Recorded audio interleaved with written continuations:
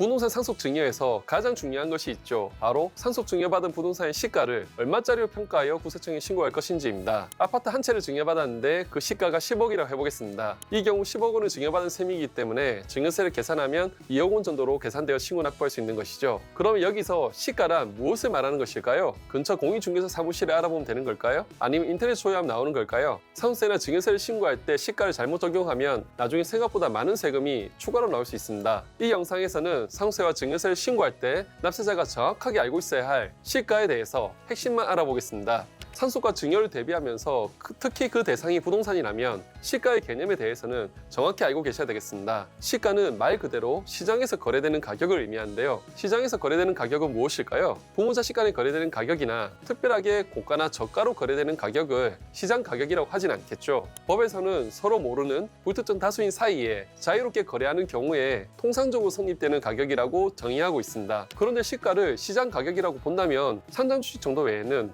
거래 시장이 제대로 형성되지 않은 것이 현실입니다. 특히 비상장 주식이나 토지, 단독주택 등은 거래가 드물어서 시가를 알 수 없는 경우가 대부분이죠. 그래서 세법은 시가의 범위를 넓혀서 상속일이나 증여일 전후 일정 기간 내에 해당 재산이나 해당 재산과 유사한 다른 재산의 매매나 경매, 공매, 수용, 감정평가 같은 객관적 평가로 볼 수 있는 가격을 시가로 간주하고 있습니다. 경매, 공매, 수용 가격은 결국 감정평가를 하는 것이기 때문에 시가로 간주되는 것은 매매 사례 가액과 감정평가액 두 가지로 압축할 수 있겠습니다. 이렇게 시가로 볼 수 있는 가격은 아무 때나 되는 것은 아니고 매매 계약일이나 감정평가 작성일이 상속은 전후 6개월, 증여는 전 6개월 후 3개월 사이에 있는 것만 시가로 간주됩니다. 그런데 법에 따르면 상속 증여 해당 재산에 대한 시가로 볼 만한 것이 없을 경우에는 일정한 기준에 따라 해당 재산과 유사한 재산의 매매 가액이나 감정평가액을 해당 재산의 시가로 간주하도록 하고 있는데요. 이것을 유사매매 사례 가액이라고 합니다. 해당 재산과 유사한 재산으로 보는 기준은 뭘까요? 아파트를 예를 들어 보겠습니다.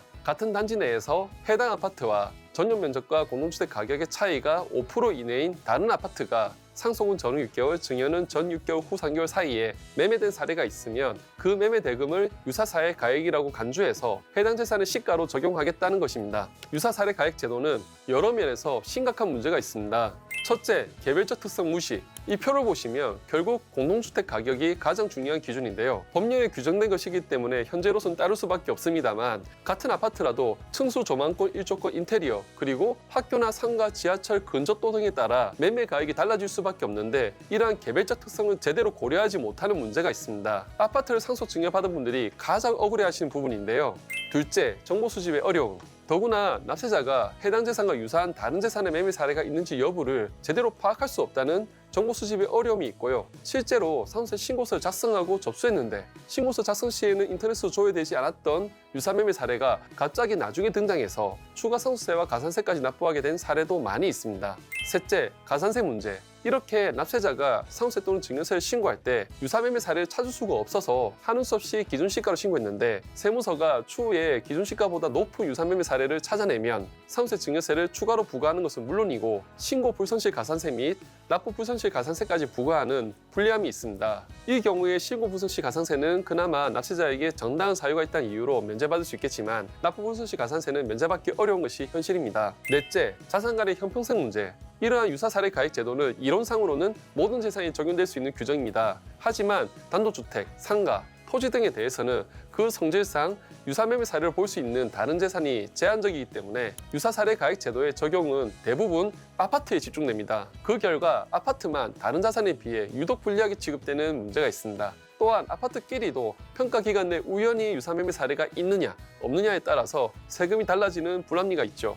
이렇게 유사사례 가액 제도가 문제가 많아서 민심이 들끓게 되자 정부는 2010년 12월 30일 유사사례 가액은 해당 재산에 대한 매매 등의 사례 가액이 없는 경우에만 보충적으로 적용하도록 함과 동시에 상속증여일 전 6개월부터 상속증여세 신고일까지 가액만 인정하도록 법령을 개정하였습니다. 따라서 이 표에서 보는 바와 같이 유사사례 가액은 상속증여일 전 6개월부터 상속증여세 신고일까지 사이에 세 가지 요건을 모두 충족한 사례가 있으면 적용하게 되었습니다. 그런데 국세청은 이러한 법령 개정 무시하고 평가심의위원회를 거치면 상속일이나 증여일 전 2년까지도 유사사회 가액이 있으면 적용할 수 있다면서 적극적으로 세금을 부과해 왔으나 최근 제가 일하는 구세청의 업무 처리가 위법하다는 최초의 판결을 받아내었기 때문에 평가심의위원회 때문에 세금이 추가되신 분들은 지금 바로 행정소송을 준비하셔야 하겠습니다. 이런 유사사회 가액도 없어서 시가를 산정하기 어려운 경우에는 법령에서 정한 보충적 평가 방법에 따라서 시가를 적용하도록 되어 있습니다. 재산의 종류마다 보충적 평가 방법이 달라지는데요. 부동산만 놓고 보면 토지는 개별 공시지가, 오피스텔 및 상업용 건물은 구세청장이 고시하는 가액, 주택은 개별주택 가격 및 공동주택 가격에 의해서 평가합니다. 아무래도 유사매매 사례가 없어서 공시지가나 기준시가로 신고하는 것이 보다 유리하겠죠. 간혹 세무사님들이 상속세나 증여세를 신고하면서 의뢰인에게 감정평가를 권하는 경우가 있는데요. 특수관계자들 사이에 매매를 하는 경우 외에는 감정평가가 유리한 경우는 별로 없을 듯합니다. 특히 다음과 같은 이유로 저희는 감정평가를 그다지 추천드리지 않는데요. 첫 번째는 앞서 말씀드렸듯이 토지나 단독주택의 경우에는 유사사회 가액을 적용하기가 어렵습니다. 그래서 오히려 구세청이 감정평가를 실시해서 감정가액으로 세금을 추가로 과세할 수는 있겠지만 이 경우에는 평가의 문제이기 때문에 가산세가 붙지는 않습니다. 따라서 기준시가로 신고해도 큰 문제는 없을 것입니다. 두 번째는 거래가 활발한 지역에서는 감정평가를 한다고 평가액이 많이 낮아지지도 않습니다. 세 번째는 부동산 규모가 크다면 감정평가 수수료도 만만치 않을 것입니다. 그리고 네 번째는 설령 과도하게 낮게 감정평가를 받게 되더라도 구세청에서 부정할 수 있습니다. 따라서 상속증여 신고 전에 감정평가를 하고자 하시는 분들은 다른 전문가의 자문도 구해보시고 신중히 결정하셔야겠습니다. 이렇게 상속될 때나 증여할 때에는 매매대금처럼 정해진 가격이 없기 때문에 시가로 평가해서 신고할 수밖에 없는데요. 아직까지도 제도적으로는 마땅한 방법을 찾지 못한 실정입니다. 그래서 상속이나 증여가 있을 때마다 납세자 개개인이 잘 대처할 수밖에 없는데요. 상속재산 분할 협의나 증여 계획에 큰 영향을 끼치기 때문에 현재 시가 관련 제도를 잘 이해하고 대응할 필요가 있겠습니다. 오늘 영상은 쉽지 않은 주제인 시가의 평가 방법에 대해서 알아보았습니다. 다음 영상에서는 더 유익한 내용으로 찾아뵙겠습니다. 시청해주셔서 감사합니다.